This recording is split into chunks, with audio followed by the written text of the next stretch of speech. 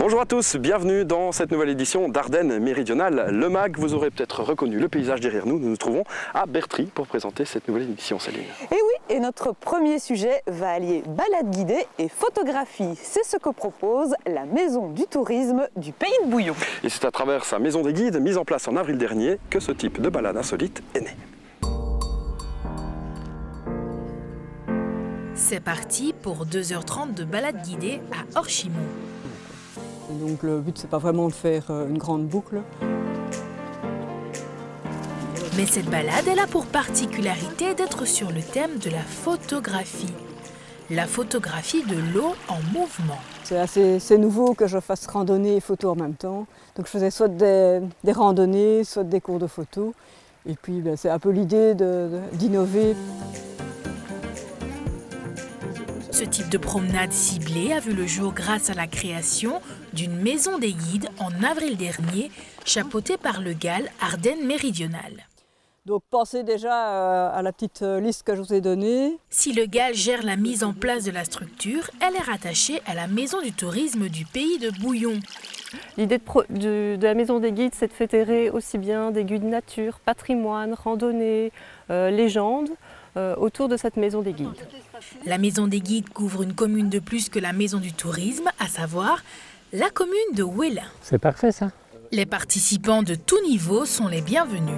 Et certains n'hésitent pas à donner de leur personne pour avoir une belle photo. Sinon, ça fait poser. Luc, par exemple, part toujours avec son appareil lors des promenades. Bénéficier des conseils d'une professionnelle de la photo tout en profitant d'une balade dans les bois est donc idéal pour lui. Et j'espère avoir un bout de reflet dans ma photo. J'espère, je ne sais pas si ça réussit. Grâce à la création de cette maison des guides, Sylvie peut organiser des balades plus près de chez elle. Elle bénéficie aussi d'une visibilité plus large qu'avant. Oui, bien sûr, c'est surtout à ça qu'on compte sur la compagnie, la maison des guides, hein, c'est qu'ils puissent faire de la publicité de façon plus large que ce qu'on peut faire à titre personnel, quoi. Et en se regroupant aussi, on est toujours plus fort. Si la plupart des participants de la balade photo possèdent des appareils très performants, la promenade est aussi ouverte aux personnes qui préfèrent utiliser leur smartphone. 11 guides sont répertoriés sur le site de la Maison des guides, mais tous ne sont pas forcément des professionnels. On espère quand même qu'ils ont une formation, qu'ils ont un minimum d'expérience, mais ce n'est pas forcément des guides professionnels. Il faut faire des photos en plus gros plan. Sylvie, par contre, a une formation de guide. Donc j'ai fait guide de randonnée, donc où c'est surtout, ça permet de bien choisir l'itinéraire. On a beaucoup de compétences au niveau de la sécurité, au niveau de l'orientation, et pour faire des itinéraires sur carte et autres. Et sinon, ce que j'ai fait en fait aussi avant, c'est une formation de guide nature. Des promenades sont organisées toute l'année, mais elles ont évidemment plus de succès durant les saisons les plus chaudes. À Bouillon, l'ASBL d'insertion La Source s'est lancée dans la création d'un jardin communautaire avec ses participants.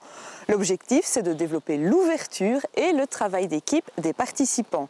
Et pour bien démarrer ce projet, la petite troupe s'est rendue au jardin partagé de Sugui pour s'en inspirer. On regarde. Ceci n'est pas un jardin comme les autres, c'est ce qu'on appelle un jardin communautaire. Nous sommes à Bouillon, à l'arrière des locaux de l'ASBL La Source. Et ce sont les bénéficiaires de son service d'insertion sociale qui y travaillent, chacun à sa manière. Je suis en train de retourner à terre pour avoir plus facile à tirer la mauvaise herbe. Je suis en train de remettre du terreau. Si tu veux, tu peux arroser les fleurs. Les dames, c'est souvent les fleurs. Donc repiquer les fleurs ou bien recouper un peu. Et au niveau des hommes, souvent ils replantent. J'ai semé des oignons rouges, des oignons blancs, des fraises, j'ai planté des fraises. Ouais, je tire souvent les mauvaises herbes avec les autres copains. Copain, le mot est important car le but premier de ce jardin est de créer une ambiance dans le groupe. On a remarqué quand même qu'il y avait quand même pas mal d'entraide qui se créaient entre les participants. Donc un échange de savoir-faire, des coups de main, etc. Ça a commencé début avril Avant, ça n'était rien, il n'y avait rien du tout au jardin. Et avec toute l'équipe, on s'est mis tous ensemble et ça a été vite. Le projet futur, ce serait de récolter justement tout ce qu'on a dans le jardin et donc de manger selon les saisons avec des produits frais et sans pesticides. Pour que tout pousse de façon optimale, autant suivre le bon exemple. Cap sur le territoire de Vresse, la petite troupe a rendez-vous dans un autre jardin mis à disposition par la résidence Revivre à Suny. Et c'est Philippe qui fait la visite guidée. Ici, c'est notre jardin ici. Oui. On a mis des pommes de terre, on a mis de la salade. Mais ils ont dit que c'était bien, que ça poussait bien, qu'ils ne s'étaient jamais venus voir, c'est la première fois qu'ils venaient. Et ça sert à quoi alors ces bouteilles-là? Pour mettre de l'eau dedans directement, oui. Ah oui, ok. Donc maintenant, il faut être aussi bon à la source. Oui, voilà, c'est ça. L'an prochain, on aura un beau jardin comme ça? Oui, j'espère, oui. Mais ce n'est pas uniquement pour les techniques de culture qu'ils sont venus. Le home Revivre à Suny partage en effet son jardin avec des habitants du village. À terme, la source aimerait faire de même. Là, on a commencé entre nous pour avoir un certain résultat et voir sur quoi ça allait déboucher. Et donc, l'objectif prochain, c'est d'ouvrir un peu plus aux citoyens de Bouillon. Et il y a plusieurs moyens pour y parvenir. Retour à Bouillon, nous sommes à la bibliothèque qui contient également un étrange petit espace, une grainothèque. Vous voyez ici, vous pouvez regarder, on a plein de petits sachets avec des graines. Là, vous voyez amarate, ciboule. C'est un endroit où on peut venir déposer des graines, mais aussi venir en rechercher. C'est un service un petit peu entre citoyens. Le rapprochement entre le jardin de la source et cette grainothèque, c'est le rôle du groupe d'action locale qui a soutenu le projet dès les débuts. Au niveau renforcement mise en réseau, on met le jardin de la source en réseau avec diverses initiatives locales, comme cette grainothèque, mais aussi différents jardins du territoire, notamment celui de Suny. La nature et l'entraide, ce ne sont au fond que deux façons différentes de fleurir. Nous sommes toujours dans la commune de Bertry pour vous présenter cette émission sur le pont de Mortehan, au bord de l'Assemois, un joli cadre, pour vous parler donc des projets du GAL Ardennes Méridionale. Parmi eux, on va évoquer celui de la création d'une fromagerie coopérative. Son but, créer différents types de fromages à base de lait cru issus du territoire. Des tests ont été menés récemment en collaboration avec Peter Decock, et ce dans le cadre du projet Filière agricole en devenir porté par la province de Luxembourg. Dans le cadre de l'appel à projet Filière agricole en devenir par la province de Luxembourg, le GAL Méridional a reçu 10 000 € pour créer une fromagerie coopérative. Aujourd'hui, une collaboration est née entre plusieurs producteurs et la bergerie d'Acremont pour valoriser le lait produit sur le territoire des 9 communes.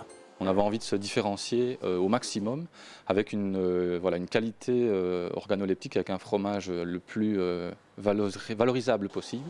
Et donc on a décidé d'office travailler en lait cru.